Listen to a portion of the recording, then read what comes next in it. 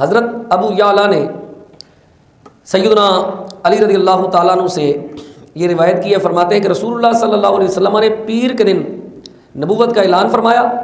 اور منگل کے دن حضرت علی مسلمان ہو گئے۔ حضرت امام جلال الدین سیوطی رحمۃ اللہ تعالی علیہ نے یہ بات لکھی ہے، کان عمرہ حین اسلم 10 سنین، 10 سال کی عمر میں آپ اسلام لائے۔ وکیلا، بعض نے کہا ہے 9 سال کی عمر میں اسلام لائے، وکیلا سمان، بعض نے کہا 8 سال کی عمر میں، اور بعض نے کہا ہے اس کے علاوہ بھی۔ یعنی یہ چند ایک اقوال لکھے ہیں، لیکن زیادہ سے زیادہ جو نظر آ رہا ہے وہ 10 سال ہے، اس لیے میں نے 8-10 سال بولا، 7، 8، 10 یا 9 کا بھی ایک قول ہے۔ تو گویا 10 سال کی عمر میں اسلام لانے تک اس زمانے میں بھی آپ سے بت پرستی ثابت نہیں، کہ جس زمانے میں بچے عمومی طور پر اپنے والدین کے ساتھ چلے جاتے ہیں،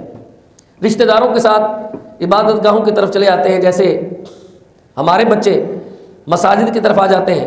پیچھے شرارتیں کرتے رہتے ہیں، پیچھے کھیلتے رہتے ہیں، بھاگتے رہتے ہیں، اور جب جی چاہا، جب جی میں آیا، دل میں آیا تو صف میں کھڑے ہو کر سجدہ بھی کر لیتے ہیں۔ حضرت علی المرتضیٰ رضی اللہ تعالیٰ عنہ سے ایسے کبھی بچپن میں بھی ثابت نہیں کہ آپ کبھی بچپن کے اندر نہ سمجھی اور نہ دانی کی عمر میں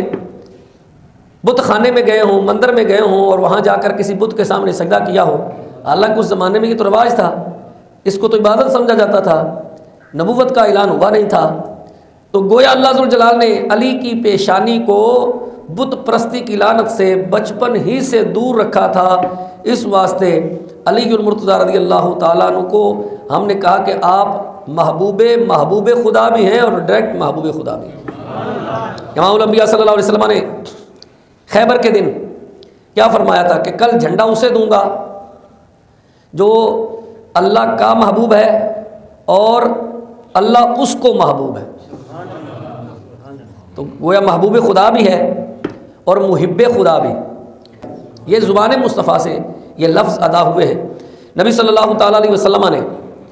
انہیں جو حیثیت، جو اپنے ہاں رتبہ و مقام دیا، اس سے بڑھ کر اور کیا کہا جا سکتا ہے کہ آپ نے اپنا بھائی قرار دیا۔ تو جنہیں مصطفیٰ، لالا، ویر، بھائی کہیں، اخی کہیں، اس کے رتبے اور مقام کو ہم کس طرح بیان کر سکتے ہیں۔ اعلیٰ حضرت عظیم المرتبت ایک جگہ بڑی پیاری بات فرماتے ہیں، پورا ایک رسالہ ہے، اس رسالے کے اندر اعلیٰ حضرت علیہ رحمٰ نے کرم اللہ وجہہ الکریم کی وجہ تسمیہ لکھی ہے کہ آپ کو کرم اللہ وجہہ الکریم کیوں کہا جاتا ہے۔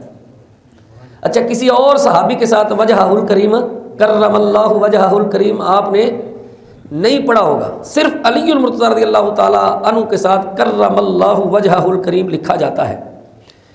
ہو سکتا ہے کبھی آپ کے ذہن میں یہ سوال ہوا ہو، اور ممکن ہے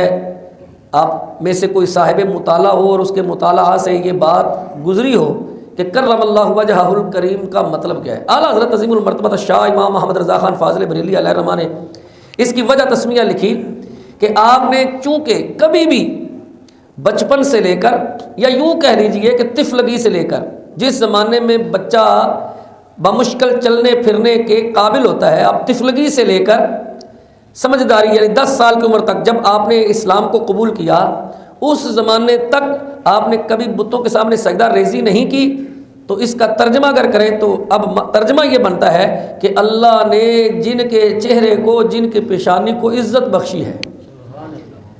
کرم اللہ وجہہ الکریم اسی لیے کہا جاتا ہے کہ اللہ نے ان کی پیشانی کو، ان کے چہرے کو عزت بخشی ہے کہ یہ کبھی بت کے سامنے جھکے نہیں، اس لیے ان کے ساتھ یہ بھی کہا جاتا ہے کرم اللہ وجہہ تو وجہ کا ترجمہ ہے چہرہ، اللہ نے جن کے چہرے کو عزت بخشی۔ اور اسد اللہ کا مطلب کیا ہے؟ اللہ کا شیر۔ حیدر کرار کا مطلب کیا ہے؟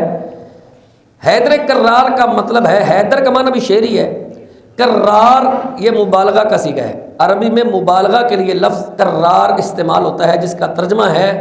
ہٹ ہٹ کر دشمن پر وار کرنے والا۔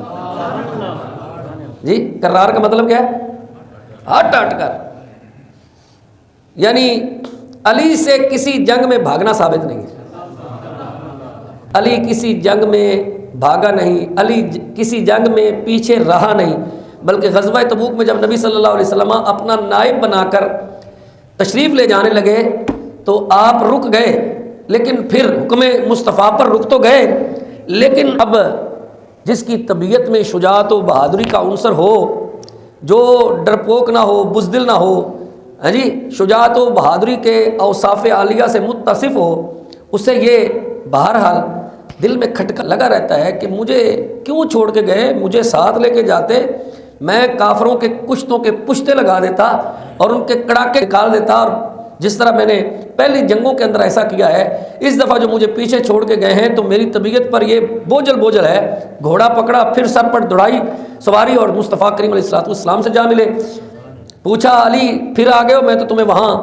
تمہیں ٹھہرا کے آیا تھا، تمہیں حکم فرما کے آیا تھا، پھر پیچھے کیوں آ گئے؟ یا رسول اللہ مجھے بچوں اور عورتوں میں اور بوڑھوں میں چھوڑ آئے ہو، مجھ پر یہ بہت گران گزر رہا ہے، مجھے جانے کی اجازت دیجیے۔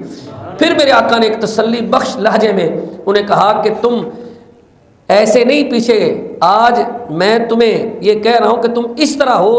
پیچھے مدینہ منورہ میں، اس طرح ہو جیسے حضرت موسیٰ علیہ السلام ہارون کو چھوڑ کے گئے تھے اپنا نائب پر۔ اس تسلی کو پا کر حضرت علی واپس چلے گئے۔ تو جس کی طبیعت کے اندر بہادری اور شجاعت ہے، علم، حلم، تقوی، زہد، ورع، پرہیزگاری، جی، اور پھر فتویٰ، اور جو ایک فیصلہ کی ایک صلاحیت ہوتی ہے، یہ اللہ ذوالجلال نے علی کو ایک ایسی حد تک نوازا تھا کہ بڑے بڑے صحابہ بھی اس پر معترف تھے۔